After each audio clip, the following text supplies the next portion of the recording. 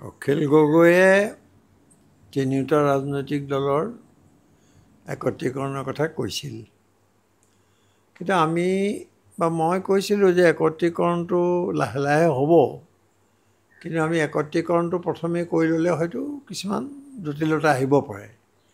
আৰু সেইকাৰণে মই আটাইকেইটা আঞ্চলিক দলক, জয়নীতি কথাৰো আহিছিলে, তোমালোক আছিলা, মই তিনিখন বৈঠক অনুষ্ঠিত কৰিলোঁ। মই এইটো কৈছিলোঁ যে মোৰ কোনো ব্যক্তিগত তাত ইণ্টাৰেষ্ট নাই, কিন্তু আপোনালোক আঞ্চলিক শক্তিবিলাক যদি এখন মঞ্চত হয়, সমবেত হয়, এটা ছাতিৰ তললৈ আহে, তেতিয়াহ'লে আমি শক্তিশালী হ'ম আৰু তেতিয়া আন দলেও আমাক গুৰুত্ব দিবলৈ বাধ্য হ'ব।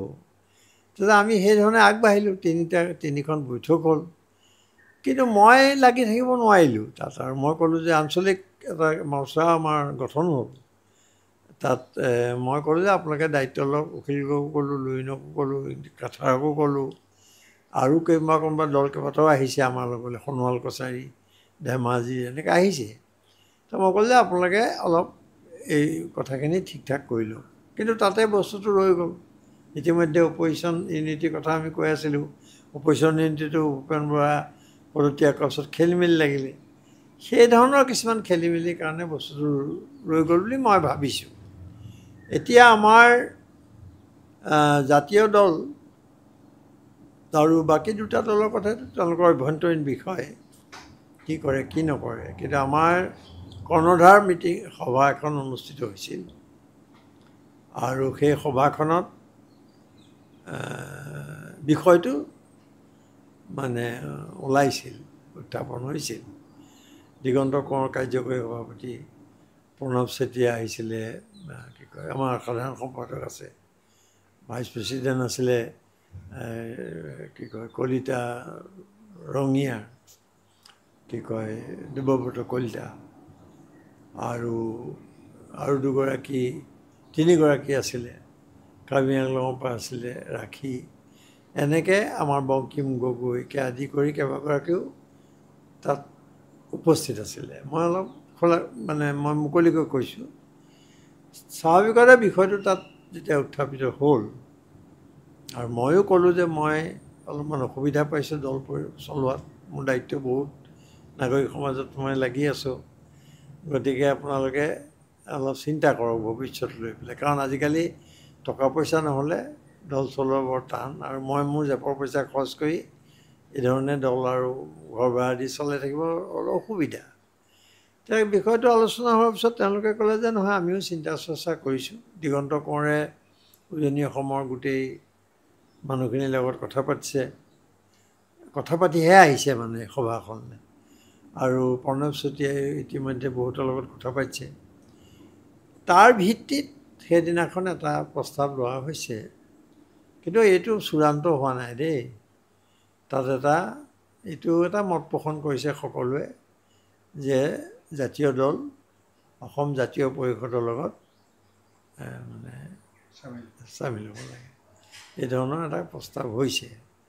আৰু তাৰপিছত দায়িত্ব মোক দিয়া হৈছে এই বিষয়টো আগবঢ়াই নিবৰ কাৰণে, আৰু মই অলপ চাইছোঁ, কথা বতৰা পাতিম, সময়ত যদি এইটো হৈ যায় আপোনালোকক নিশ্চয় জনাম। আৰু ৰাইজৰ দল আৰু অসম জাতীয় পৰিষদৰ একত্ৰীকৰণটো কি পৰ্যায়ত আছে? এইটো তেওঁলোকে কৈছে বিভিন্ন সময়ত, তেওঁলোকৰতো অভ্যন্তৰীণ বিষয়, আমি এইটো ক'ব নোৱাৰিম কাৰ ভিতৰত কি আছে। কিন্তু লুৰিণজ্যোতি গগৈৰ বিষয়ে কৈছে যে একত্ৰীকৰণৰ কথাটো এতিয়াই আহিব নালাগে, আৰু ময়ো তেতিয়া সভাত কৈছিলোঁ যে একত্ৰীকৰণক লৈ জটিলতা আহিব নালাগে, হ'লে খুব ভাল এখন এটা দল হ'লে। কিন্তু হোৱাত অসুবিধাও বহুত আছে, নিজৰ নিজৰ আদৰ্শ আছে, নিজৰ নিজৰ সংবিধান আছে, সেইটো তেওঁলোকে ঠিক কৰিব। কিন্তু আমি আঞ্চলিকতাবাদী ৰাইজৰ ইচ্ছাৰ প্ৰতি সঁহাৰি জনাই আমাৰ দলটো চামিল হোৱাৰ কথা চিন্তা কৰিছে, এতিয়া চিন্তা কৰাৰ পৰ্যায়তে আছে। কিন্তু আপোনালোকে এইটো চাইছে যে যিহেতু অসম গণ পৰিষদে চৰিত্ৰ হেৰুৱাইছে আঞ্চলিকতাবাদ, না, অসম গণ পৰিষদ আঞ্চলিক দল নহয়েই, হ'বই নোৱাৰে।